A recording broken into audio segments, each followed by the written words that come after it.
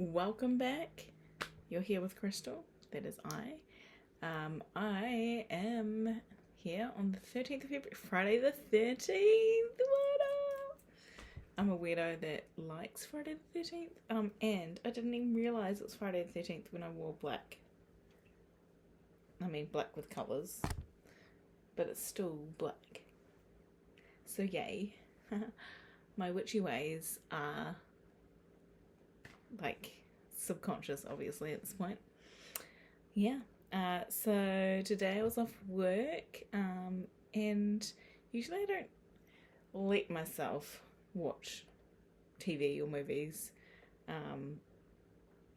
during the day on a day off my regular job, because I think, oh, I should be doing this or I should be doing that, and I should all over myself. And then I quite often procrastinate doing the thing that I want to do that would be productive for my business, for coaching, and end up just doom scrolling instead, or just getting nowhere. And today I was like, I could tell myself I'm going to do X, Y, Z, or I could just let myself have the day off and watch a movie, because it's stormy and rainy here in the Gold Coast, which is very rare, and I didn't want to venture outside because I knew I'd get drenched, and I don't have a car or even a raincoat on me currently. It's at my friend's house. So anyway, yeah, I would just get completely soaked if I walked outside. I could borrow an umbrella, but again, you know, I just didn't really want to go out. I did go out tonight though, because a friend picked me up. We went for dinner. She was down from Brisbane, so that was lovely. But that's a side note. So anyway, I watched a movie, and somehow, I don't know how this movie wasn't properly on my radar, because I remember seeing it on Netflix many, many times, and I just, for some reason, it didn't speak to me as an immediate, I'm gonna watch that. And it should be the kind of movie that speaks to me as an immediate, I'm gonna watch it. Maybe part of me thought I'd watched it, or I'd watched something that looked similar. Anyway, I've been missing out for 3 years, because this came in 2023. It's called Love at First Sight. It's a beautiful movie, very rom-com, but got the emotion, and it's actually got a proper storyline. It's not just cheesy vibes. It's lovely. So yeah, there was just a concept in that I wanted to talk about, and I mean, just other than the movie's awesome, and I thoroughly enjoyed it. And if you haven't watched it, go watch it, and if you have watched it and you loved it, go watch it again, but I just loved the concept of, so there's a mum in it. Actually, I don't want to spoil the plot. How do I not spoil the plot? Anyway, there is someone in it that is sick and is dying, and they host a memorial while she's still alive, so that she gets to go to it. And she's very eccentric and thespian vibes, and into Shakespeare, so they all dress up for this right colourful party of Shakespearean characters and bits and pieces, and they're just all celebrating the thing that she loved the most, and I just thought it was so beautiful. I loved that idea, because why do we have to wait until someone's gone to say all the things that we love about them, I mean, I don't feel like I do, but it doing it in a ceremonial kind of way of making it an event, a memorial. It's just beautiful. I just thought that was really cool. And it's a privilege to know that your time is nearing to a degree, because you can only do that if you know your time is nearing. If it's very sudden, you don't get that choice. And I do also think that it's important for whoever's left behind to have some way to connect with people afterwards, after the fact, because yeah, it's all very good to grieve someone when they're still there, but you can't, like, you don't know how it's gonna land for you and for those around you when that person has actually passed. So yeah, I mean, I love that idea, and also I kind of feel like just having like a casual get together just to discuss the person and be there for each other, and like celebrate that person, also after the fact, is also warranted. So I guess what I'm saying is everyone should have a living party and an actual dead party memorial. Wouldn't that be great? As long as, like, I'm talking about people that are a bit older and it's been coming for a while. Yeah. I mean, yeah, there are sad situations in life where people can be younger and be sick for a while, and maybe that could be a really beautiful way to celebrate them as well. But obviously it's not going to happen if it's an accident or something that someone just, suddenly is gone like that. But yeah, I just thought that was beautiful and wanted to share that because I mean, I love thinking about out of the box ideas, because we are told so many things of like, follow this path, follow this lane, do this, and you will succeed. Like, according to who? Like, like we actually have to take the time with ourselves to figure out what success is to us. And it might be different today than it will be in 5 years' time, or to what it was 10 years ago. In fact, I dare say it should be. But I don't want to I didn't mean to should over you there. It might be wise for it to be growing and changing and evolving as you grow and change and evolve. But the more that we take time to tune in as to what is aligned for us, the more that we're going to be able to shift past quickly if something is, veering away from what's aligned with us, And then we'll just be able to live our lives more on purpose and waste less time following paths that are just going to be dead ends, if that makes sense. Yeah. Yeah, thinking outside the box. Yeah.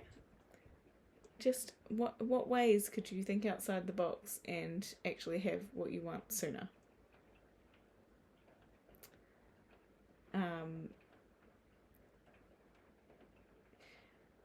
Because, yeah, this regimented way of living our lives that we are taught and have ingrained in us, unless we've been someone who actively questions it, either on the regular or occasionally,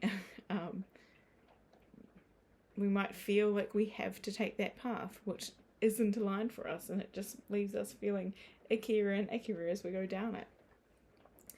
But then, you might have one day where you're just like, oh my god, what am I doing? And you just, maybe not burn it all down, but maybe you quit your job because you finally realise, I'm done here.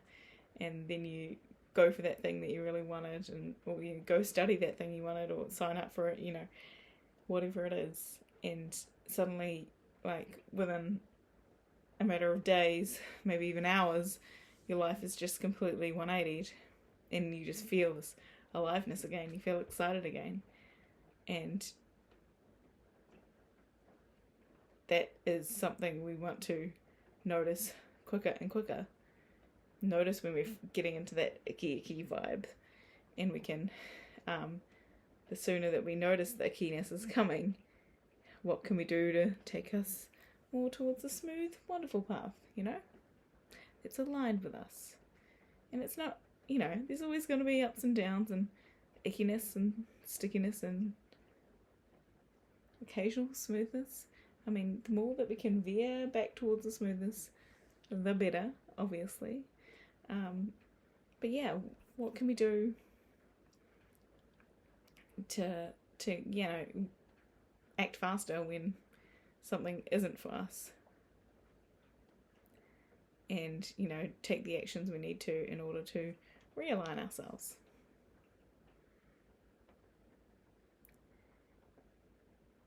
And sometimes just thinking outside the box and thinking of creative ways of doing something. It might not be perfect, but maybe it just gets it done sooner. I mean, in a way, my creative way of actually finally moving to Australia after wanting to for so many years was just selling my car and deciding to use public transport when I got here, because that's how I funded it. So there are creative, maybe uncomfortable, probably uncomfortable ways that you could realign. And I'm not going to say it's all sunshine and rainbows as someone that, just gave my creative example of how I managed to move countries. Like, there's been some tight moments where I was not sure that a roof was going to be over my head every night, but we made it through. Always stayed under a roof, so score for that. And I got a job, and it took a while to have that whirring, and I had not been working for a few months, and it's actually been such a wonderful job, but also I'm not earning as much money as I'd like to. Well, not getting the hours I'd like to. But if I look back in my path since I started that job, my life has just slowly gotten better and better. And now I'm in a place where that job kept me on after being a Christmas casual, and it's the perfect job to have alongside to keep me supported at base minimum, keep me supported financially, give me a bit of vitality going and playing with pretty clothes and jewellery and such, and selling to people, and just giving me a bit of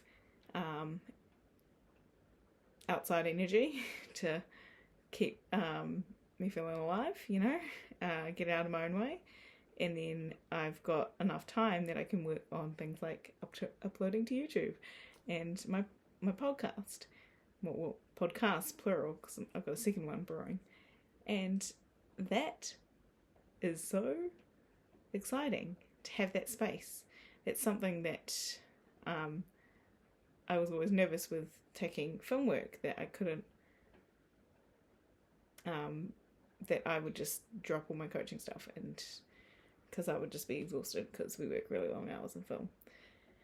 And I might still work in film again this year. Actually, I would like to, but at the moment, I'm really, really stoked with my retail job. And and there's also no reason why I couldn't take casual days on the days off I have from the retail job that would make up the hours and help with the finances, whilst still doing the coaching things. But obviously with grace for the days that are just so busy that maybe I don't make a video for YouTube. But if I'm doing it on the most part, that's me doing these things scrappily. And then over time, I know this channel and my podcasts and my platforms will grow the more that I nurture them, the more that I put in the actual needle moving things that need to be done, in order for people to actually sign up for my services, which I know I still need to do. So, yeah. But my way of creating space for myself to be creative and show up here in the first place was to try something different and take a retail job instead of look for film work, which I know would suck up all my time, or look for an office temping job that would just make me want to go cross-eyed and maybe cry. I don't know. Not all. I have enjoyed working in offices occasionally, but sometimes just depends on what company it's for and exactly what they need me to do, because sometimes it's really like stressful, like so much to do, so many digital admin things, plus making coffees and greeting people and all that. But it's also like boring at the same time, but then you're like stressed whilst being bored. It's just, yeah. So like it's so great to actually be in retail face to face with people. Yes, we technically use a computer because, we got to sell the clothes, but we we talk to people, we interact, we use our bodies to move stock around, we get engaged by the beautiful stuff that we're selling. So it's pretty exciting. Anyway, think outside the box is the point. Think outside the box in your life and live a life that's true to you and exciting to you, and hopefully helps you connect with other crazy, wonderful, exciting, eccentric, whimsical people that want to connect with you too. If you're not into the whimsical or eccentric, that's okay. You do you, but that's obviously just what I'm into. So anyway, think outside the box in your own way. Much love. I will see you tomorrow.